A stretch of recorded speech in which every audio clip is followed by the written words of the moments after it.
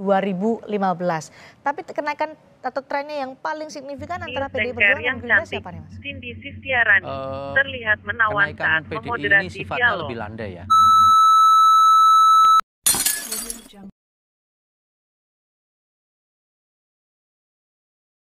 Tidak semua pemilih partai politik memilih calon presiden yang diusung partai politik, betul? Iya, betul, Mbak.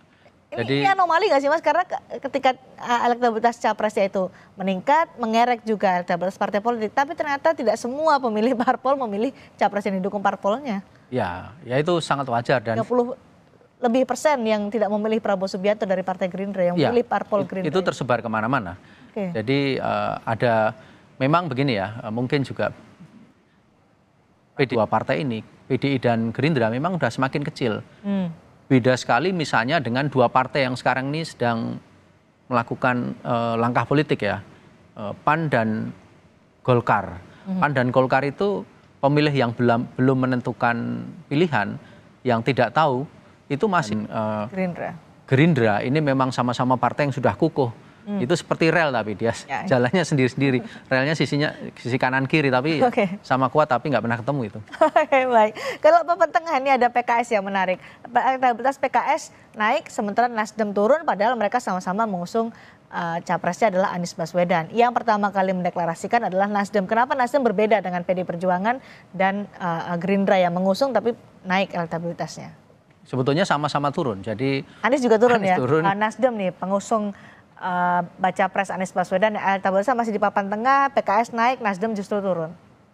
Ya saya melihat apa yang saya renegosiasi, artinya kan belum ada konsistensi dalam konteks Nasdem untuk mempersiapkan diri secara matang ya.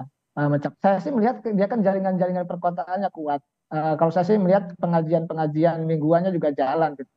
Secara ideologis mereka sudah tertanam dalam konteks jaringan-jaringan partainya itu.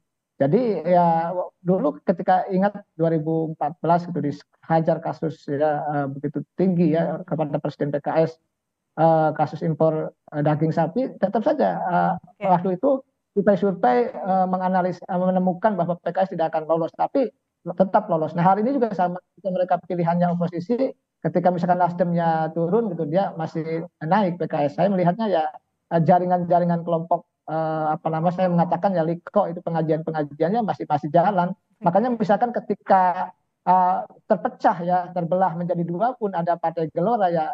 PKS masih bisa naik begitu suaranya, bukannya. Penjelasan soal hasil survei Litbang Kompas terkait dengan elektabilitas partai politik menjelang pemilu 2024.